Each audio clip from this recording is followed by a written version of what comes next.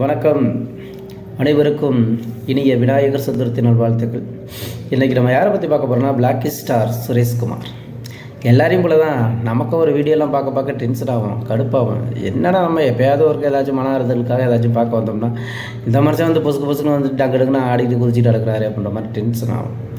ஆனால் situation song ஆடுறது இவர் மாதிரிலாம் யாரும் ஆட முடியாதுங்க. ஒரு தென்னை மர சாங் வந்துச்சுன்னா தென்னை மரத்தில் ஓடிடுவார். தென்னை மர தோப்புக்குள்ள ஆரம்பித்தா தென்னை மரத்துலன்னா ஆட்டு கிடப்பார். ஒரு வாழை மரம் சம்மந்தமாக பாட்டு வந்துச்சுன்னா வாழை மரத்துக்கிட்ட ஓடிடுவார். திடீர்னு பார்த்தா நடு ரோட்டில் ஆடிட்டுருப்பார். என்னடா அந்த மனுஷன் யாரை பற்றியும் கவலைப்பட மாட்டோம். நம்மளாம் அந்த சூடு சொர்ண மானம் இதெல்லாம் பார்த்து மற்ற என்ன சொல்லுவாங்களோன்ற மாதிரி பயந்துக்கிட்டு வாழ்கிற ஆளுங்களா. அவருக்கு அதெல்லாம் கிடையாது. எனக்கு பிடிச்சிருக்கு நான் பாடுறேன், எனக்கு பிடிச்சிருக்கு நான் ஆடுறேன், எனக்கு தோணுது நான் செய்கிறேன். அதை பற்றி நான் யாரை பற்றியும் கவலைப்பட மாட்டேன். நான் என்ன பண்ணுறேன்றது எனக்கு தான் முக்கியமே தவிர நீ என்ன நினைக்கின்றது எனக்கு முக்கியம் கிடையாது.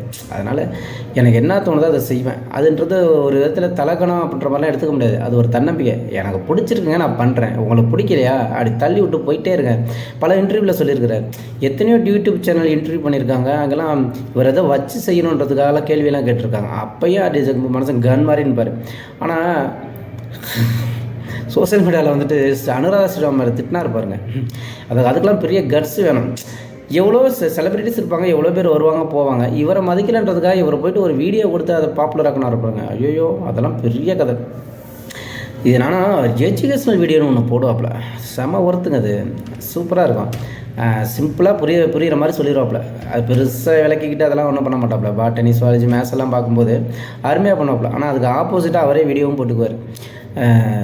திடீர்னு போய் ஒரு குளங்கோட்டையில் நிற்பார், ஒரு அருவி கரையில் போய் நின்றுக்கிட்டு டான்ஸ் ஆடுவார், ஆடிட்டு இருக்கும்போது வலிக்கு விடுவார். அதெல்லாம் மேட்ச் பண்ணுவார். இவருக்கெல்லாம் அந்த கமெண்ட் மாதிரி எவனுக்குமே வந்துருக்காரு. எங்கேயோ இழுத்து பிடிச்சி திட்டிகிட்டு இருப்பானுவோம். ஆனால் அதையும் எடுத்து போட்டு அதுக்கு ஒரு வீடியோ போடுவார் பாருங்க. அதுதான் ஹைலைட்டு. இல்லை என்னன்னா, இன்றைக்கி பாருங்கள் அவரோட அந்த பாசிட்டிவிட்டி இருக்குல்ல, தன்னம்பிக்கை. அந்த தன்னம்பிக்கை தான் இன்றைக்கி அவரை உலகம் பூரா பார்க்கக்கூடிய ஜீ தமிழ் தொலைக்காட்சியில் கொண்டு நிறுத்திருக்கு. இவர்கிட்ட என்ன எடுத்துக்கிறோமோ எடுத்துக்கல அது முக்கியம் இல்லை. ஆனால் ஒன்றே ஒன்று எடுத்துக்கலாம், அவருடைய பாசிட்டிவ்னஸ், தன்னம்பிக்கை எடுத்துக்கலாம். தேங்க்யூ.